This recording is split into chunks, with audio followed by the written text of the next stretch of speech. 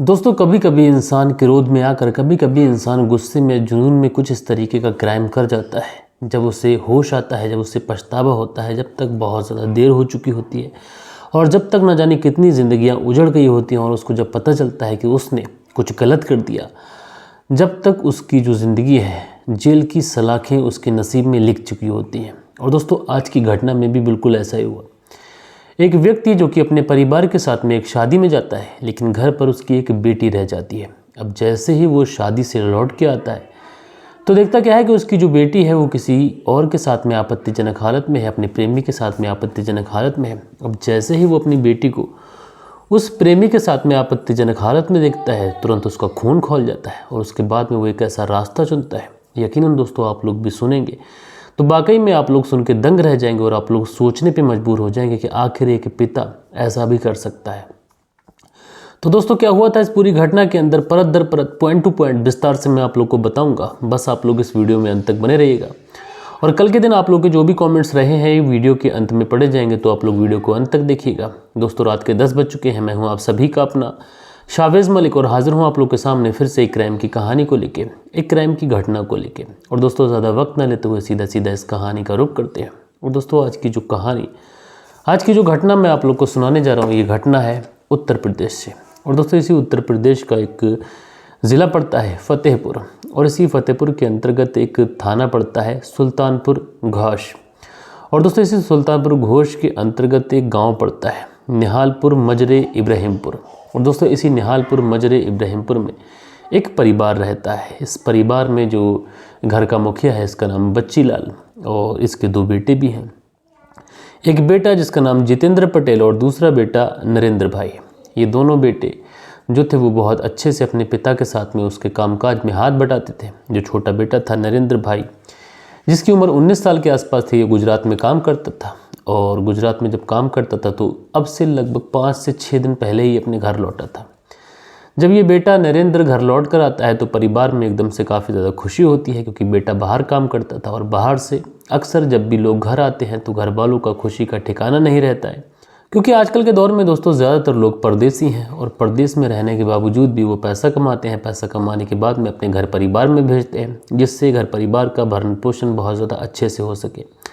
अब जो नरेंद्र था ये भी अच्छा खासा काम करता था, पिता को पैसे भिजवाता था। इसीलिए जब ये अपने घर आया था तो माँ भी बहुत खुश थी, पिता भी बहुत ज़्यादा खुश थे। लेकिन दोस्तों उसके बाद में एक तारीख आती है 26 जनवरी साल 2024। और दोस्तों इसी 26 जनवरी साल 2024 को ये अपने परिवार के साथ में बैठकर खाना खाता है शाम का। और खाना खाने के बाद में इसके मोबाइल पर एक फ़ोन आता है। अब जैसे ही इसके मोबाइल पर फ़ोन आता है तुरंत ही उस फ़ोन को पिक करता है। उसके बाद में बातचीत करता हुआ बाहर चला जाता है। अब दोस्तों जैसे ही ये बातचीत करते हुए बाहर जाता है, माता पिता रोकने की कोशिश करते हैं, कहते हैं खाना खा लिया है अब घर रहो। लेकिन जो बेटा नरेंद्र था ये कहता है कि ठीक है मैं बस अभी गया और अभी आया। उसके बाद में ये चला जाता है घर से। अब काफ़ी ज़्यादा रात हो जाती है, लेकिन जो नरेंद्र था ये अभी तक लौट के नहीं आया था। इसलिए जो छोटा भाई जितेंद्र था ये अपने भाई का कॉल लगाता है। जब ये अपने भाई का कॉल लगाता है तो मोबाइल जो था वो स्विच ऑफ बताता है। अब ये घर वाले बड़ा परेशान, अभी गया था तो फ़ोन से बात कर रहा था, लेकिन अब क्या हुआ। काफ़ी ज़्यादा रात हो चुकी थी, रात के करीब 11 से 12 समय बज चुका था, लेकिन अभी तक जो नरेंद्र था ये घर लौट कर नहीं आया था। इसलिए परिवार वाले बहुत ज़्यादा परेशान थे। हर जगह पे ढूंढने की कोशिश करते हैं जहाँ पर वो जा सकता था। अगर कोई मिलने वाला कोई दोस्त था तो उससे भी पूछा जाता है कि किसी ने नरेंद्र को देखा, लेकिन सारे के सारे लोग यही बताते हैं कि साहब हमने तो नरेंद्र को नहीं देखा और ना ही हम उससे मिले हैं, ना तो हमने उसको इधर उधर जाते देखा। अब जब इस तरीके की चीज़ें होती है तो जो घर वाले हैं इनकी परेशानियां बहुत ज़्यादा बढ़ जाती हैं। इसलिए घर वाले सोचते हैं कि इंतज़ार करना चाहिए, और इंतज़ार करते हैं। हो सकता है कि सुबह तक घर आ जाए, अपने दोस्त के साथ में कहीं चला गया हो या फिर कहीं और गया हो। अगर कल नहीं आया तो उसके बाद में पुलिस कंप्लेंट लिखाई जाएगी। अब दोस्तों बेचैनी से ही जो रात थी 26 जनवरी वाले दिन की, ये रात गुजर जाती है। 26 फरवरी वाले दिन की 26 फरवरी वाले दिन की ये जो रात थी ये गुजर जाती है। उसके बाद में 27 फरवरी साल 2024 का दिन आता है। और दोस्तों इसी निहालपुर मजरे की गांव के पास में ही एक गांव पड़ता है जगजीवनपुर। और दोस्तों इसी जगजीवनपुर में एक व्यक्ति रहते हैं जिनका नाम है भगवत, जो कि अपने खेत पर कामकाज करते हैं, अपने खेत की रखवाली करते हैं। कुछ ऐसी फसल उन्होंने बो रखी है जिसको आमतौर पर वो डेली देखने के लिए जाते थे। इसी 27 फरवरी साल 2024 को जब अपने घर से निकलते हैं तो करीब सुबह का 11 बजे के आसपास का समय होता है। अब जैसे ही अपने खेत पर पहुंचते हैं तो आगे देखते क्या है कि कुछ ऐसा पड़ा हुआ है जो कि किसी कपड़े में या फिर किसी बोरी में लिपटा हुआ है, इसलिए उसके पास जाते हैं। अब जैसे ही ये पास जाकर देखते हैं तो इनके तो पांव तले से ज़मीन खिसक जाती है। दरअसल वहाँ पर एक पुरुष की डेड बॉडी पड़ी हुई थी और इस डेड बॉडी के ऊपर उसका सर नहीं था, यानी सर कटा धड़ पड़ा हुआ था। अब ये घबराए दौड़े दौड़े भागे भागे अपने गांव में आते हैं और इसी जगजीवनपुर में आने के बाद में ये गांव वालों को बताते हैं कि उनके खेत पर एक डेड बॉडी पड़ी हुई है जिसका सर मौजूद नहीं है। अब जैसे ही गांव के अंदर इस तरीके की खबर फैलती है, गांव वाले तुरंत अनफानन में एक भीड़ इकट्ठी होती है और उस खेत की तरफ जाती है। अब जैसे ही खेत पर पहुंचने के बाद में गांव वाले देखते हैं तो देखते क्या है कि जो बात भगवत जी बता रहे हैं ये बिल्कुल सत्य है। एक शव पड़ा हुआ है जिसकी डेड बॉडी है और उसके सर जो है वो धड़ से अलग है। अब उसके सर को भी ढूंढा जाता है तो सर तो कहीं पर मिलता नहीं है, इसलिए गांव में अफरा तफरी मच जाती है। उसके बाद में कोई व्यक्ति पुलिस को भी फ़ोन कर देता है। अब दोस्तों जब पुलिस को फ़ोन किया जाता है और पुलिस को बताया जाता है कि एक डेड बॉडी मिली है जो कि धड़ जो है उसका सर से अलग है, सर कहीं है धड़ कहीं है, धड़ फिलहाल बरामद है लेकिन सर कहाँ है इसका पता नहीं।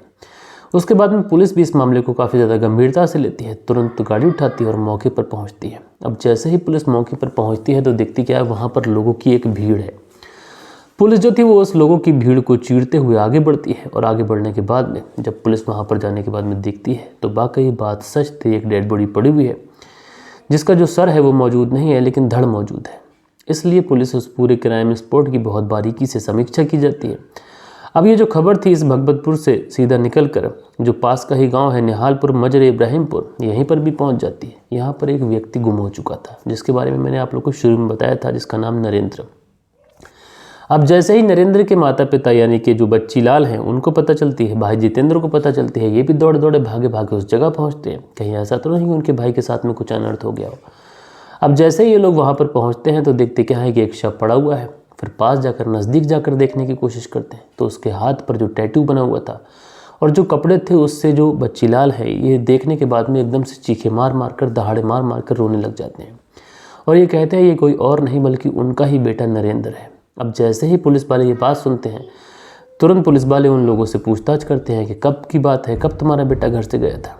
तो ये बताते हैं कि साहब 26 फरवरी रात 10 बजे के आसपास की बात है। खाना खाने के बाद में इसके मोबाइल पर एक फ़ोन आता है, उसके बाद में ये घर से चला जाता है। उसके बाद से लौट कर नहीं आया। हम लोग ढूंढते रहे थे और अभी 11 बजे इस तरीके की खबर मिली। हम लोग बस पुलिस थाने जा ही रहे थे गुमशुदगी की रिपोर्ट लिखाने, जब तक पता चला कि एक मर्डर हुआ है। हमने सोचा वहाँ पर जाके देख लें तो इस तरीके की चीज़ें सामने हैं। अब पुलिस वाले जो थे वो इन घर वालों के बयान लिखवाते हैं, लाश का पंचनामा करते हैं, सीधा पोस्टमार्टम के लिए भेज देते हैं। अब दोस्तों जब लाश को पोस्टमार्टम के लिए भेजा जाता है इधर जो पुलिस वाले थे अब इस पूरे केस की तहकीकात शुरू कर देते हैं क्योंकि जो मृतक था उसकी पहचान हो चुकी थी। मृतक जो था वो निहालपुर मजरे इब्राहिमपुर का रहने वाला था। इसके बाद में जो पुलिस थी वो नरेंद्र के पिता जिनका नाम बच्ची लाल और जो भाई है जितेंद्र, इन दोनों से पूछताछ करती है। इनसे पूछती है कि तुम्हारी किसी से कोई दुश्मनी है या फिर हाल फिलहाल में नरेंद्र का किसी के साथ में कोई झगड़ा हुआ हो या फिर कुछ ऐसा जिसने तुम्हें मारने की धमकी दी हो या फिर हाल फिलहाल में कोई पैसों का लेन देन हो। इस तरीके की बातें पुलिस पूछती है क्योंकि किसी भी क्राइम में सबसे ज़्यादा अगर कुछ चीज़ें इन्वॉल्व होती हैं वो यही होती हैं। तो जो बच्ची लाल है ये बताते हैं कि साहब हमारा बेटा तो गुजरात में रहता था, ना तो उसकी किसी से कोई दुश्मनी थी, ना किसी से कोई पैसों का लेन देन, ना हमारा किसी से झगड़ा हुआ है, हमें किसी के ऊपर शक नहीं है। अब दोस्तों जब इस तरीके की बातें ये जो पिता है और जो भाई है जब बताता है तो पुलिस इनके बयान लिखने के बाद में अब इस गांव में पूरे में पूछताछ शुरू करती है। अब दोस्तों जैसे ही इस जगजीवनपुर गांव में पूछताछ की जाती है तो पुलिस को एक हैरान करने वाली बात सुनाई देती है। दरअसल पुलिस को पता चलता है कि जो मृतक है जिसका नाम नरेंद्र, उसका इस गांव में ही रहने वाली एक लड़की के साथ में अफेयर था। अब जैसे ही पुलिस को यह बात पता चलती है पुलिस अब इस एंगल पे छानबीन शुरू करती है। और दोस्तों जैसे ही पुलिस इस एंगल पे छानबीन शुरू करती है तो पुलिस को कुछ गहन सबूत दिखाई पड़ते हैं। इसलिए पुलिस जो थी वो अब नरेंद्र के मोबाइल की लोकेशन ट्रैक करती है, लास्ट बार किससे बात हुई, ये सारी चीज़ें ट्रैक करती है। तो पुलिस को पता चलता है कि जो नरेंद्र है इसकी लास्ट बार जो लोकेशन थी वो जगजीवनपुर में ही थी। इसलिए पुलिस अब जो प्रेमिका थी उस प्रेमिका के घर तक पहुंचती है तो वहाँ पर जो पिता होता है उसके बारे में पता चलता है। जो लड़की का पिता था और जो भाई था वो दोनों घर से फरार हैं। इसलिए पुलिस का जो शक था अब यकीन में बदल जाता है।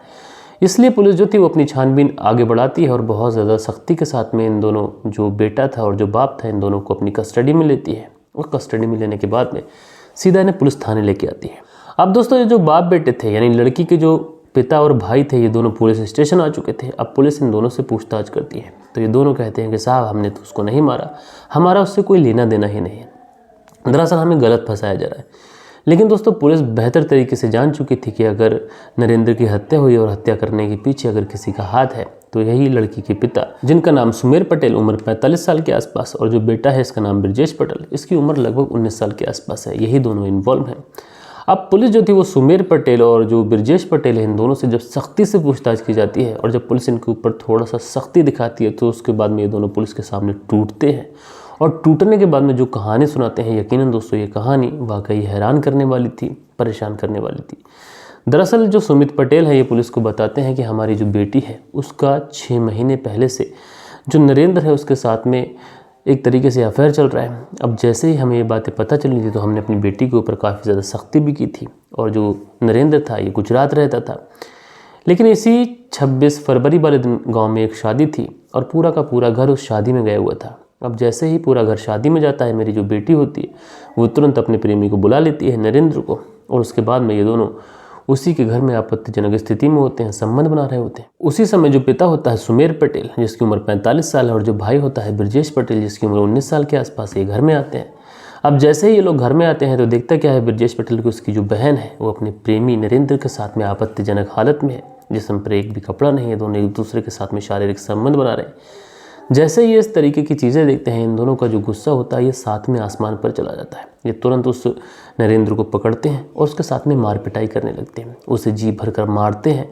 लेकिन मारने के बावजूद भी इनका जो गुस्सा होता है वो शांत नहीं होता है। उसके बाद में गला दबा कर वहीं पर उसकी हत्या कर देते हैं और हत्या करने के बाद में उसके शव को साइकिल पर लादते हैं और साइकिल पर लादने के बाद में ये पहुंच जाते हैं इसी जगजीवनपुर के जंगलों में। और जगजीवनपुर के जंगलों में पहुंचने के बाद में जो भगवत जी हैं उनके खेत के आसपास इस नरेंद्र के सर को धड़ से अलग किया जाता है और सर को कहीं और फेंका जाता है, धड़ को कहीं और फेंका जाता है। और उसके बाद में ये शव को वहाँ जंगलों में फेंकने के बाद में वहाँ से 9 तो 11 हो जाते हैं। बाकी दोस्तों पुलिस के सामने जब ये पूरा खुलासा होता है तो पुलिस भी बड़ी हैरान थी कि अगर जो सुमित पटेल हैं उनकी जो बेटी है अगर वो अपने प्रेमी नरेंद्र के साथ में आपत्तिजनक हालत में थी तो उन्होंने जब नरेंद्र को जी भर कर मार लिया था और वो चाहते थे कि अब नरेंद्र उनके घर पर ना आए, उनकी बेटी से दूर रहे, तो वो नरेंद्र के घर वालों से बात कर सकते थे। लेकिन उन्होंने जो रास्ता चुना, उन्होंने नरेंद्र की हत्या कर दी और हत्या भी इतनी बेरहमी से की कि जो नरेंद्र के पिता होते हैं बच्ची लाल वो दहाड़े मार मार कर रो जाते हैं, क्योंकि उनका बेटा जो कि उनका हाथ बटाता था और वो प्रेम प्रसंगों में पड़ गया। उसके बाद में इस लड़की के घर वालों ने जो किया, यकीनन दोस्तों ये बहुत ही ज़्यादा शर्मनाक था, बहुत ही ज़्यादा हैरान करने वाला था। अब दोस्तों आप लोग बताइएगा कि जो लड़की के पिता और लड़की के भाई ने किया, क्या वो रास्ता सही था? क्या उनके पास कोई और रास्ता नहीं था? अगर वो चाहते तो उस नरेंद्र की जान बख्श सकते थे, उसको मार पीट कर छोड़ सकते थे, पुलिस का सहारा ले सकते थे, या फिर नरेंद्र के घर वालों से एक बार सख्ती से बात कर सकते थे कि अपने बेटे को समझाइए वो हमारी बेटी से दूर रहे, या फिर अगर चाहते तो इन दोनों की शादी भी करा सकते थे। बहुत सारे इनके पास में ऑप्शन थे, लेकिन इन्होंने जो रास्ता चुना वो क्राइम का चुना। आप लोग बताइएगा कि किसकी कितनी गलती है और इन लोगों को किस तरीके की सज़ा मिलनी चाहिए। बहरहाल दोस्तों कल के दिन जिन लोगों को भी कमेंट्स आए हैं, अब वक्त होता है कि उन लोगों के कमेंट्स पढ़े जाएं। सो दोस्तों हमारे वीडियोस पे जो कल के दिन कमेंट्स आए इसमें अनिल सालुंखे जी हैं, लिखते हैं दुनिया का सबसे पवित्र रिश्ता पाक रिश्ता माँ और बच्चे का होता है। वासनाओं में इंसान पूरी तरीके से शैतान बन जाता है, सोच समझ को खो देता है। बेचारा पिता जिंदगी भर दुख मिला उसको, गलती किसकी है, सज़ा किसको मिली? शावेद जी बहुत बढ़िया प्रस्तुति। तो अनिल सालुंखे जी आपका बहुत बहुत शुक्रिया कि आपने इतना प्यारा सा कमेंट्स किया। उसके बाद में नवजोत सिंह है, लिखते हैं नया स्टोरी ब्रो। तो नवजोत सिंह जी आपका बहुत बहुत शुक्रिया। प्रिंस अली जी हैं, लिखते हैं सैड स्टोरी, तो भैया आपका शुक्रिया। उसके बाद में अनिल शर्मा है, लिखते हैं ग्रेट, मुंबई से हमारी कहानी सुनते हैं, तो भैया आपका बहुत बहुत शुक्रिया। नूरुल हक हैं, लिखते हैं अस्सलाम वालेकुम भाई, आपका बोलने का जो अंदाज़ है ये बहुत अच्छा लगा और अल्लाह आपको कामयाबी दे। तो नूरुल हक जी आपका बहुत बहुत शुक्रिया। उसके बाद में सोनू धीमान है, लिखते हैं माय फर्स्ट कमेंट, तो भाई आपका दिल से बहुत बहुत शुक्रगुजार हूँ कि आपने अपना पहला कमेंट्स हमारी कल के दिन कहानी पे किया था। उसके बाद में सुनील त्यागी जी हैं, लिखते हैं नमस्कार भाई साहब, रेनू सुनील त्यागी शाना बुलंदशहर से, तो आप दोनों पति पत्नी का बेहद शुक्रिया। उसके बाद में सोनू धीमान है, लिखते हैं love you brother, Punjab Pathankot Gurdaspur से हमारी कहानी सुनते हैं, तो भैया आपका शुक्रिया। उसके बाद में नासिर पठान जी हैं, लिखते हैं सर आप यहाँ आपके यहाँ कैसा मौसम है? तो जो मौसम है अभी रात को थोड़ा सा ठंडा हो रहा है, लेकिन दिन को गर्मी बढ़ जा रही है। उसके बाद में जो अगला कमेंट है देवाजी गोस्वामी है, लिखते हैं मेरा जन्म तिथि है 2 मार्च 1984, तो भाई 2 मार्च को आपकी जन्म तिथि है, तो आपकी जो हैप्पी बर्थडे है, आपका जो जन्मदिन है, उसको एडवांस में ही ढेर सारी शुभकामनाएं। उसके बाद में अलीम है जो कि सऊदी तमीमी से हमारी कहानी सुनते हैं, तो भैया शुक्रिया। उसके बाद में बालेश्वर बिहारी जी हैं, लिखते हैं नमस्कार सर जी, कहानी सुना अच्छा लगा, लेकिन पहले के माता पिता को माता नहीं होती थी, लेकिन अब की माता को माता हो रही है, और क्योंकि अब की घोर कलयुग चल रहा है। और सर आप कहीं न कहीं बोलते हैं कि समय आपकी आवाज़ कम हो जाता है, तो कृपया कर आवाज़ पर ध्यान दीजिए, आपका आभारी रहूँगा। तो भैया मैं ध्यान दूंगा। आवाज़ को लेकर इस समय थोड़ी सी कॉम्प्लेंट आ रही है, क्योंकि मैंने पहले ही कहा था कि मैं भी इस समय स्टूडियो में नहीं हूँ, घर के रूम में अपनी वीडियो बना रहा हूँ, तो स्टूडियो थोड़ा चेंज हो रहा है, क्योंकि स्टूडियो हमारा अभी इस समय काम चल रहा है और पूरा ऊपर का फ्लोर बन रहा है। उसके बाद में हमारा स्टूडियो कंप्लीट होगा, तो जो आवाज़ जैसी जो समस्या है, इसको भी हम लोग बहुत जल्द दूर करेंगे। उसके बाद में देव कुमार जी हैं, लिखते हैं 1/3/2024 को मेरा हैप्पी बर्थडे है। मैं अपने जन्मदिन पर जितना हो सकता है बेज़ुबान पशु पक्षी की हेल्प करूंगा, कोई पार्टी नहीं, ओनली हेल्प। जय हिंद। तो देव कुमार जी, आपकी जो सोच है ये बहुत ज़्यादा अच्छी है, और खैर आपके जन्मदिन की एडवांस में ही आपको बहुत सारी शुभकामनाएं। उसके बाद में हैदर हैं, लिखते हैं बड़े भाई आप हमेशा धीमी आवाज़ से बोलते हैं, ज़रा कॉन्फिडेंस, जिससे कॉन्फिडेंस जो है वो लो लगता है। सर बोलते हैं माफ़ी चाहूँगा, मैं आपका तरीके पे उंगली नहीं उठाना चाहता, अलबत्ता ऊर्जा, उमंग और जज्बा देखने का उम्मीद है आपसे। मोहम्मद हैदर हुसैन लक्सर फ्रॉम असम, सिलाचर सैदपुर से। तो हैदर जी, आपकी जो शिकायत है ये बहुत जल्द मैं दूर करूँगा। उसके बाद में अगला जो कमेंट्स है ये मोहम्मद फराज जी हैं, और लिखते हैं भाई मैं हमेशा लोगों को भी कहता हूँ कि नाजायज़ रिश्तों में जिस्मानी लज्जत जो होती है वो हासिल होती है, लेकिन सुकून नहीं। और ये माँ कैसी थी कि इसने अपनी औलाद को ही मार दिया। तो भाई मोहम्मद फराज जी, आपका बेहद शुक्रिया। उसके बाद में दानिश जी हैं, लिखते हैं ये कहानी 8 दिन पहले सुनी थी उस्मान सर से, आप आज सुना रहे हो, कोई नई कहानी ढूंढो, ऐसा ना किया करो। तो दानिश जी, मैं आपसे कहूँगा कि आप उस्मान सर के चैनल को एक बार विज़िट करिए, और उन्होंने ये कहानी नहीं सुनाई है जो मैंने कल सुनाई थी, क्योंकि मेरे चैनल पर जितनी भी कहानियाँ होती हैं सारी की सारी लेटेस्ट होती हैं। हालांकि मेरी कहानी जो होती है उसके बाद में बड़े बड़े जो यूट्यूब चैनल हैं उस कहानियों को सुनाते हैं रिपीटेड। तो खैर मैं कोई बड़ी बात नहीं मान रहा हूँ, लेकिन मेरी जो भी कहानी होती हैं लेटेस्ट होती हैं। आपका शुक्रिया कि आपने इतना प्यारा सा कमेंट्स किया। सो दोस्तों, ये कुछ प्यारे प्यारे कमेंट्स थे आप लोगों के जो कल के दिन आए थे। आशा करता हूँ आज की जो कहानी है, आज की जो वीडियो है, सुनाने का अंदाज़ आप लोगों को पसंद आया होगा। तो दोस्तों मिलते हैं कल के दिन किसी और क्राइम स्टोरी के साथ में। जब तक के लिए अपना ख्याल रखिएगा, देश का ख्याल रखिएगा, परिवार के रिश्तों की अहमियत को समझिएगा। जय हिंद, जय भारत।